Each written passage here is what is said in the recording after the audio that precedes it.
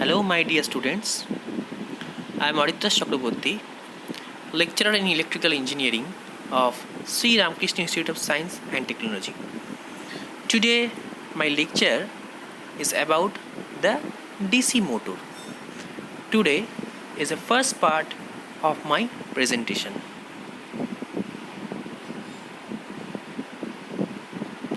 At first, we have to know the principle of DC motor, or you can say that principle of operation of DC motor. So an electric motor is an electrical machine which converts electrical energy into mechanical energy. The basic working principle of a DC motor is that whenever a current carrying conductor is placed in a magnetic field, it experiences a mechanical force.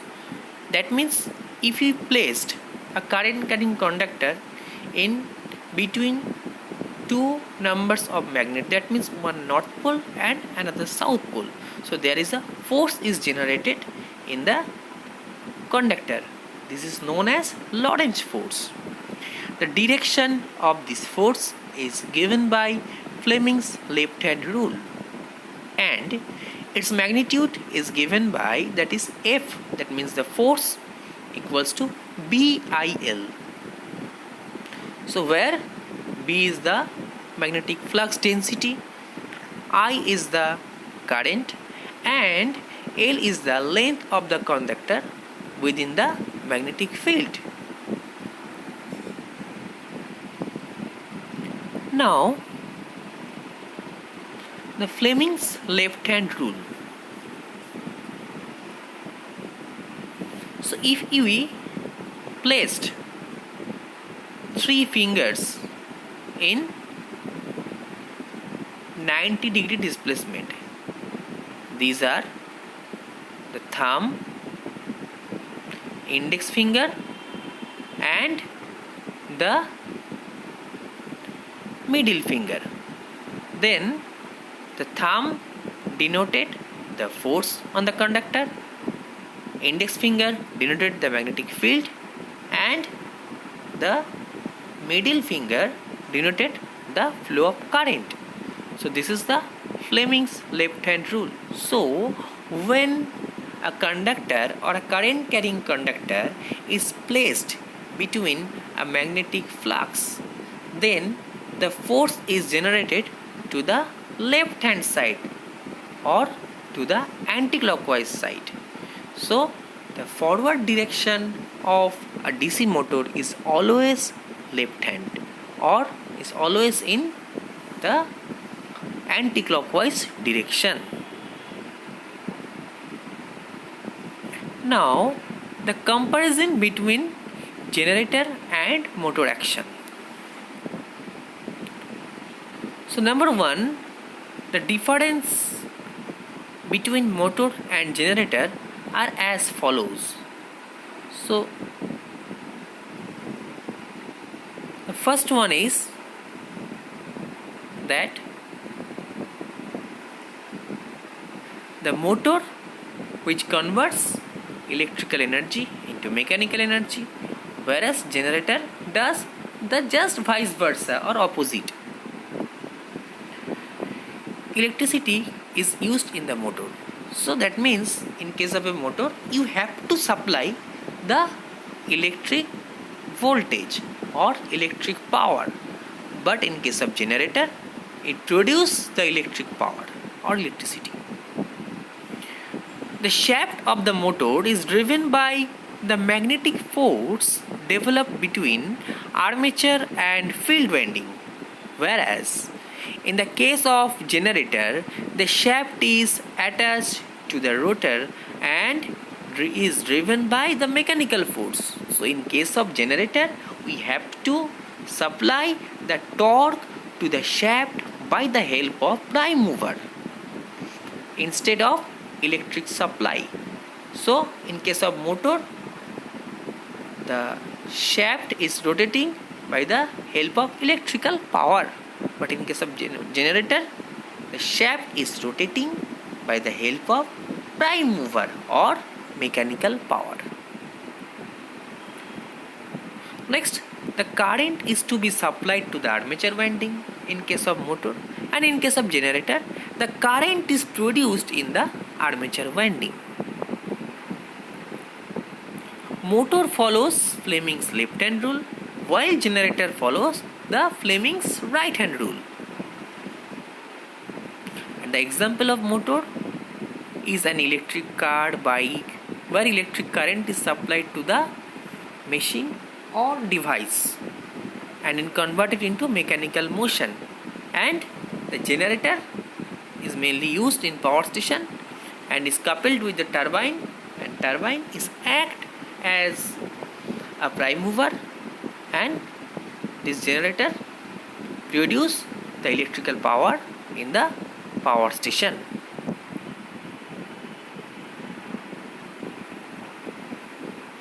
Now you can see here two image of motor and generator action. So in case of motor, you can see there is north pole and south pole, and between these two poles the armature, which is rotating by the help of electrical power which is supplied by a battery, and this rotor or armature is connected with the battery by the help of two brush, and these brush are connected to the commutator segment. So this commutator is used in case of DC motor. It is used to convert the DC current into alternating current, and in case of generator, simply the vice versa is occurred. That means there is also N pole and S pole, and armature is rotating by the help of mechanical power between this N pole and S pole, and you can see that same the brush is used as a collector which is connected to the commutator, and this brush collect the DC current. That means in case of generator, the induced current is alternating, and brush and commutator converts it into direct current as supplied to the voltmeter. So this is the comparison of motor and generator.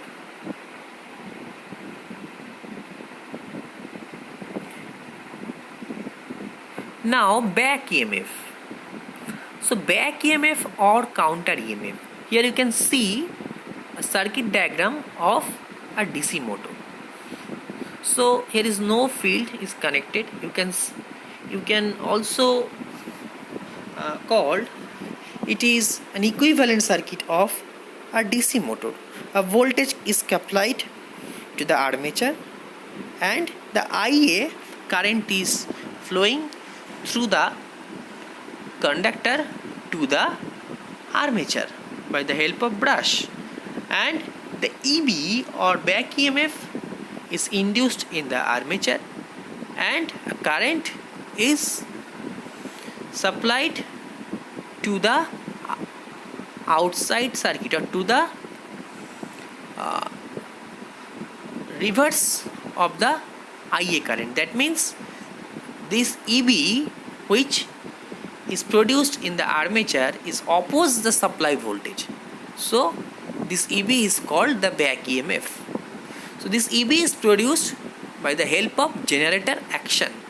Now from this circuit we can explain or analysis the back EMF, how the back EMF is produced.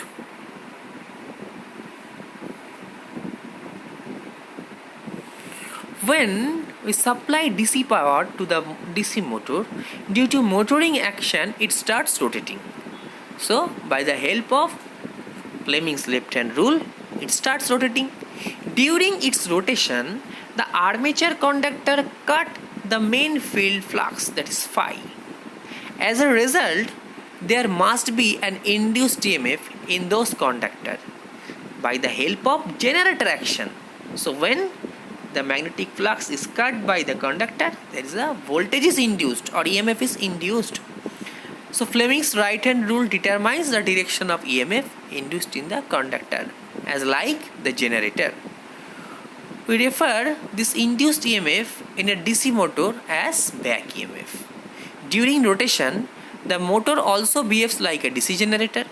Hence, it generates the EMF which we have already referred as back EMF.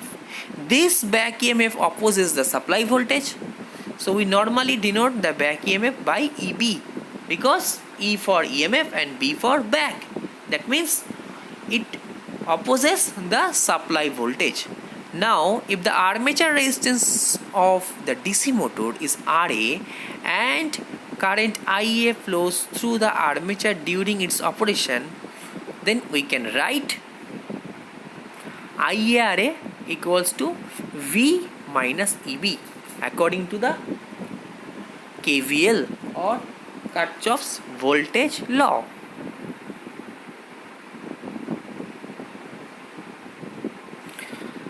That means the current carried by the armature conductor depends on the difference between supply voltage and back EMF of the motor. Again, if phi is the flux density of the field, Z is the number of conductors, N is the RPM of the motor, and P is the number of poles, and A is the parallel path. That means the conductor present between two brushes. That is the parallel path in the armature winding. Then, as per principle of DC generator, we can also write that EB equals to phi NZ into P by 60 into A. So this is the EMF equation of DC generator. So we can conclude from here that EB and EG is the same. So EB is the back EMF and EG is the generated EMF.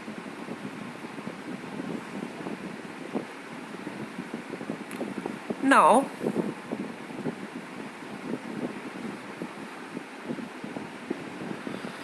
the above equation is true because the machine generates that back EMF as simple DC generator rotates due to motoring action instead of with the help of prime mover. Means in actual DC generator we rotate the armature with the help of the prime mover. But in case of DC motor, the armature rotates due to the motor action or by the help of the torque which is supplied by the electrical power. Now from the above equation we can see there are many factors on which the back EMF of DC motor depends. So considering all factors like flux, conductors, poles, parallel paths are constant in a particular DC motor, we can say that the back EMF EB is directly proportional to the speed of the motor N. So if the N is increased, then EB is also increased.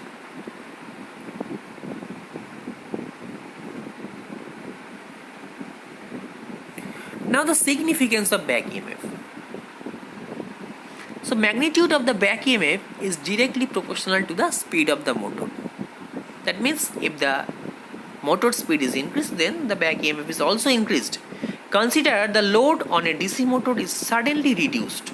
If the load is suddenly reduced, in this case required torque will be small as compared to the current torque. So if the load is reduced, then required torque is also reduced. Speed of the motor will start increasing due to excess torque, hence being proportional to the speed. Okay, magnitude of the back EMF will also increase. If the speed is increased, torque is reduced, then speed is increased. So magnitude of the back EMF is also increased. With increasing back EMF, armature current will start decreasing. Torque being proportional to the armature current, it will also decrease until it becomes sufficient for the load. Thus, speed of the motor will regulate. That means if the back EMF is increased, then it opposes the supply voltage and supply current also. So the supply current is reduced. Or you can say if the torque is reduced, then the supply current is also reduced, because we know the current is proportional to the torque.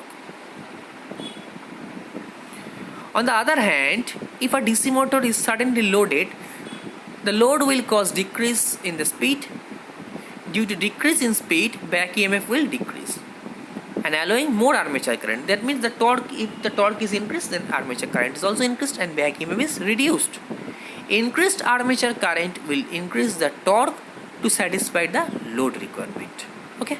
Hence, the presence of back EMF makes a DC motor self-regulating. So this is the very important part, that significance of back EMF.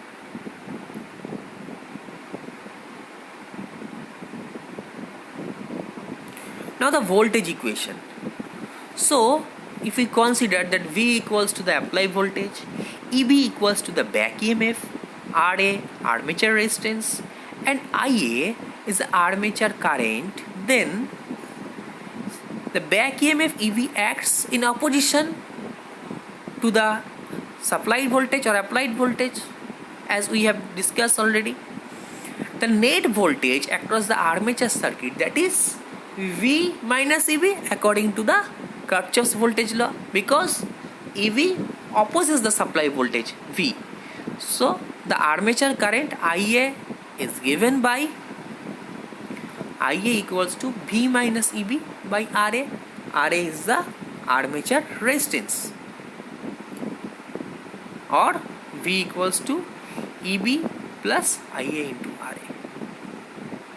So this is known as the voltage equation of DC motor. Okay, that's all for today. Thank you.